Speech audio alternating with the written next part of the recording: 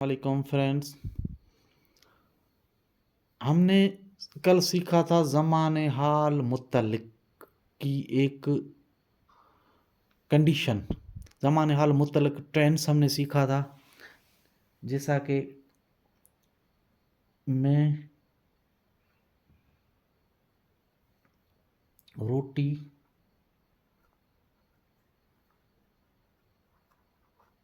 खाता हूँ। ठीक है, ज़माने हाल मुत्तलिक की जो टेंस बनता है, इसकी उर्दू में निशानी हूँ, है। उर्दू में इसकी आखिरी जो निशानी है, सिंबल है, वो ये है, मैं रोटी खाता हूँ। ये है मैं फ़ाइल, सब्जेक्ट, रोटी मफ़ऊल, खाता हूँ वर्ब, खाता हूँ जो सिम्पटम है ज़माने हाल मुतल्लिक़ की है। ठीक है, ये हमने सीखा था। इस कंडीशन को एक वीडियो यहाँ मौजूद है यूट्यूब पे मेरी। इस कंडीशन को कहते हैं अफ़र्मेटिव। क्या कहते हैं?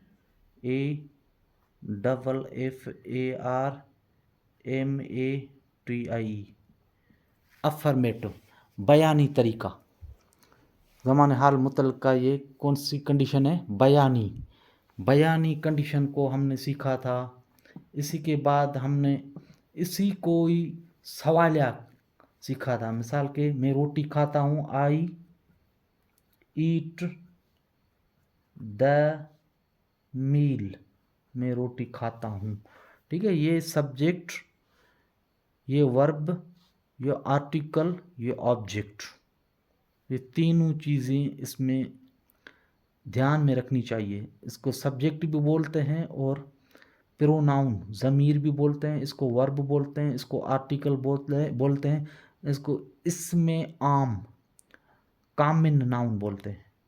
दोनों एक ही जुमले में दोनों कंडीशंस आती हैं, जिसका ग्रामेटिकली हम अलग अलग इसका नाम बोलते हैं, इसको आइडेंटिफाई करते हैं या पहचानते हैं। ठीक है, ये है बयानी तरीका। इसका हमने सवालिया तरीका भी सीखा था, जिसकी वीडियो इसी यूट्यूब पे है। मैं रोटी खाता हूँ, ये बयानी है तरीका। क्या है? हूँ जो निशानी हूँ है, वो फाइनली जो निशानी होती है, सैम्पल होती है, ज़माने हाल मुत्तलक की उर्दू में होती है। ठीक है, तो हमने कल इसकी वीडियो यूट्यूब पे मैंने अपलोड की है, जिसमें इसकी इंटरोगेटिव सवालिया इसकी उर्दू में क्या सिम्पटम है, क्या सवाल पूछना, क्या मैं रोटी खाता हूँ, बस उसकी सवालिया।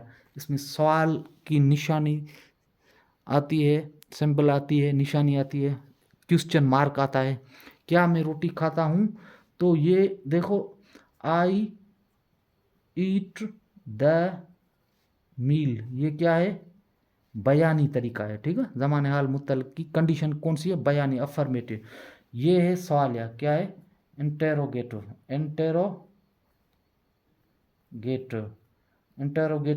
सवालिया है।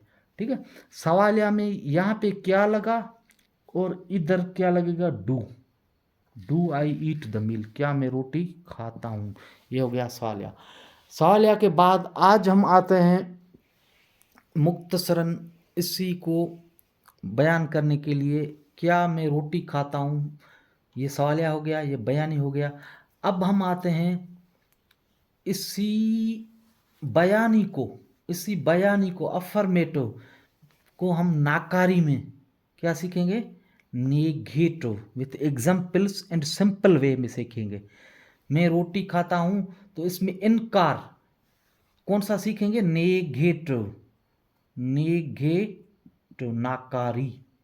नाकारी कंडीशन सीखेंगे। नाकारी कंडीशन सीखेंगे, नाकारी जिसको इनकार कहते हैं। इसका मिसाल तौर पे नाकारी जिसको इनकार कहते हैं। ठीक है, मिसाल तौर पे ये बयानी तरीका है, मैं रोटी खाता हूँ, तो इसमें इनकार है, नाकारी, नेगेटिव है। नेगेटिव उसको क्या कहते हैं? नाकारी। मैं रोटी नहीं खाता हूं, नहीं खाता हूं, नहीं, ये इनकार है, नेगेटिव नाकार है। नहीं खाता हूं, ये ज़माने हाल मुतल्लिक की कंडीशन कौन सी है? इनकारी, नेगेटिव नाकारी। तो इसी में क्या आता है? नाकारी में मिसाल के तौर पे ये I eat the meal positive condition है, जिसको बयानी अफर्मेटिव कहते हैं। इसको नाकारी हम कैसे चेंज करेंगे? मैं रोटी नहीं खाता हूँ, उर्दू में इसका इजाफा नहीं का हो गया, और इंग्लिश में इसी का इजाफा कौन सा होगा? आई डू नॉट, सिर्फ डू नॉट का इजाफा हो गया। किस चीज़ का? I do not eat the meal, सिर्फ यहां पे इजाफा हो गया डू नॉट, डू नॉट, ठीक है। Do not eat, do not eat the meal, मैं रोटी नहीं खाता हूं, ई A T, eat the meal, मैं रोटी नहीं खाता हूं, इसका इनकार हो गया। ज़माने हाल मुतल्लिक का नाकारी जो जुमला होता है, इसी में नेगेटिव उर्दू में नहीं आता है, इनकार आता है, और इंग्लिश में डू नॉट और डज नॉट क्या आता है? Does not. ये आपने समझा होगा कि डू नॉट और डज नॉट आता है, तो मैं इसी को तफसील में समझाना चाहता हूं आपको, ठीक है। तो थोड़ा वीडियो देखना, स्किप मत करना। इसको कैसे तफसील में समझाता हूं। नेगेटिव, मिसाल के नेगेटिव नाकारी कंडीशन, नेगेटिव नाकारी, ज़माने हाल मुतल्लिका कौन सा है? नाकारी, जिसमें इनकार है। मिसाल के तौर पे मैं रोटी खाता हूं, तो हो गया पॉजिटिव। इसको हम इनकारी नाकारी कैसे करेंगे? रोटी नहीं खाता हूं, नहीं खाता हूं, ठीक है। इसमें नहीं, नहीं इनकार का मतलब एक इजाफा हो गया। मैं रोटी नहीं खाता हूं, तो इसमें आई डू नॉट, इसमें इजाफा हो गया, do not eat the meal, I do not eat the meal. या ऐसे ही आप लिख सकते हैं, डू नॉट को आप डोंट में भी, डोंट, डोंट की मीनिंग क्या है? वो भी नाकारी, ना करना। डू नॉट या डू नॉट या डोंट ऐसे भी लिख सकते हैं, डोंट, इसी की मीनिंग क्या है? न करना, न करना। मैं रोटी नहीं खाता हूँ, इसकी वर्बली मीनिंग है ना करना। मैं I do not eat the meal, मैं आई डोंट ईट द मील ऐसे भी लिख सकते हैं, ईट द मील, ठीक है। और डज आएगा सिर्फ किस चीज़ में, किस वर्ड में, किस, कहाँ आएगा, किस पोजीशन में? मिसाल के तौर पे ये रोटी नहीं खाता, नहीं खाता। यहां पे आएगा ही डज नॉट और डजंट, दोनों चीज एक ही है। Doesn't eat the meal, eat the meal, ये रोटी नहीं खाता। मिसाल के तौर पे ये रोटी नहीं खाती, नहीं खाती, ये किस चीज के लिए? फेमिनाइन जेंडर, जिसको हम कहते हैं मोनस, औरत के लिए। She does not, she does not और डजंट ऐसी भी आप लिख सकते हैं। ये इसका अलग वीडियो बनेगा एपोस्ट्रॉफी समझाने के लिए। डजंट या डजन, डज नॉट, ना करना, दोनों की मीनिंग है।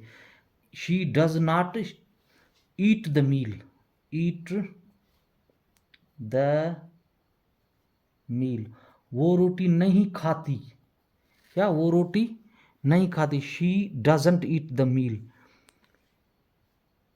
कोई भी इस्म या किसी इंसान का नाम हो, मिसाल के तौर पे राम रोटी नहीं खाता, नहीं खाता, Ram doesn't eat the meal या Ram does not eat the meal, Ram does not eat the meal, Ram रोटी नहीं खाता, या राम डजंट, यहाँ डजंट आप लगा सकते हैं, doesn't DOESNT, doesn't eat the meal, ये दोनों तरीके आप लगा सकते हैं, ठीक है।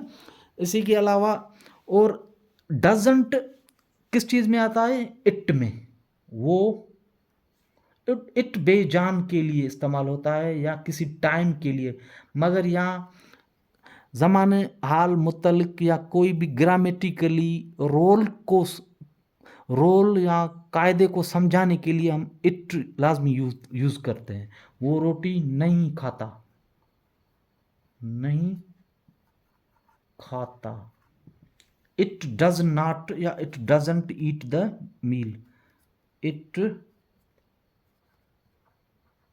Does not eat the meal, ठीक है। ज़माने हाल मुतल्लिक का जो नाकारी है, ज़माने हाल मुतल्लिक का नाकारी या नेगेटिव जो भी है, इसी में सिर्फ डज नॉट डजंट कहाँ यूज़ होगा, ही शी इट और अकेला नाम, इस्म इंसान का नाम जैसे राम है, वहाँ डजंट यूज़ होगा, बाकी दूसरी जगह पे डू नॉट यूज़ होगा। मिसाल के तौर पे कुछ ये चीज़ मैं समझाता हूँ, आई के बाद ज़माने हाल मुतल्लिक में इनकार के लिए डू नॉट, नाकारी के लिए डू नॉट या डोंट यूज़ होगा, दोनों सेम है बात। और दे के लिए डू नॉट यूज़ होगा या डोंट यूज़ होगा, वी के लिए डू नॉट या डोंट यूज़ होगा, यू के लिए डू नॉट या डोंट यूज़ होगा, ठीक है। बाकी ही के लिए डज नॉट या डजंट यूज़ होगा, ठीक है। वी के शी के लिए डज नॉट यूज़ होगा, ठीक है, या डजंट यूज़ होगा। इट के लिए डज नॉट यूज़ होगा, इनकार के लिए, नेगेटिव के लिए, ज़माने हाल सिर्फ मुतल्लिक या प्रेजेंट सिंपल टेंस के नेगेटिव नाकारी के लिए। और अकेले नाम मिसाल के तौर पे कोई भी इंसान का नाम हो उसी के लिए डज नॉट या डजंट यूज़ होगा। वो डज नॉट डजंट पहले इसी ही शी इट के बाद होगा, फिर वर्ब लगेगा, फिर आर्टिकल लगेगा, फिर वो लगेगा ऑब्जेक्ट हो या कोई भी चीज़ इसमें लगेगी, वो इसके बाद लगेगी, ठीक है। ये मैंने सिंपल वे में आपको समझाया, आपकी बड़ी मेहरबानी। चैनल को सब्सक्राइब करना मज़ीद सिंपल वे में ग्रामर सीखने के लिए। ओके।